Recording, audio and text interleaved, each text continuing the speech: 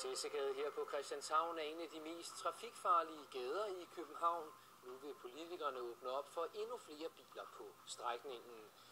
Prinsessegade står inden længe til at blive saneret. På Christianshavn frygter man derfor, at gaden kommer til at drukne i trafik, og at det i sidste ende vil koste menneskeliv.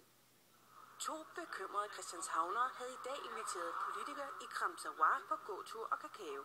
Årsagen var, at Ikram Sawar er en af de københavnske politikere, som vil stemme for nedlæggelsen af buslusen mellem Christianshavn og Holmen. Når vi bruger rigtig mange penge på trafiksanering Prinsessegade, og det er jo fordi vi gerne vil have en mere øget sikkerhed, trafiksikkerhed for de børn og unge, der færdes i Prinsessegade, så mener jeg også, at vi efterfølgende kan fjerne buslusen, så man også kan komme ind til Holmen. Buslusen blev etableret i 2003 for at dæmme op for den voldsomme trafik, som var i gaden. Derfor er besøgende til blandt andet Operaen, Arkitektskolen og Skuespilskolen i dag nødt til at køre en 4 km lang omvej ud over Amager, i stedet for at køre lige over Christianshavn.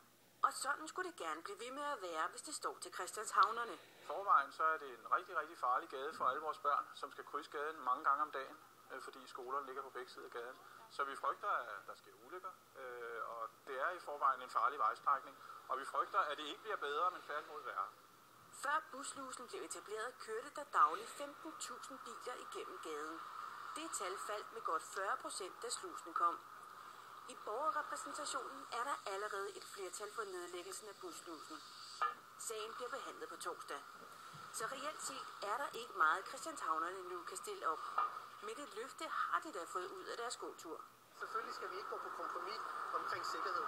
Så jeg er villig til at stille op igen. Når vi har trafiksanering, så kan vi godt gå en tur igen og sige, at trafiksanering er god nok, eller er der nogle mangler? Men ligesom Istedgade aldrig overgiver sig, så opgiver Prinsessegade heller ikke. Vi har arrangeret en demonstration her i Prinsessegade på torsdag kl. 7:30 om morgenen, for at vise, at christianshavnerne, forældrene og almindelige christianshavnere står sammen om at vi altså vil have trafikken bragt i orden i Prinsessegade. Og vi er ikke tilfredse med, at en halv løsning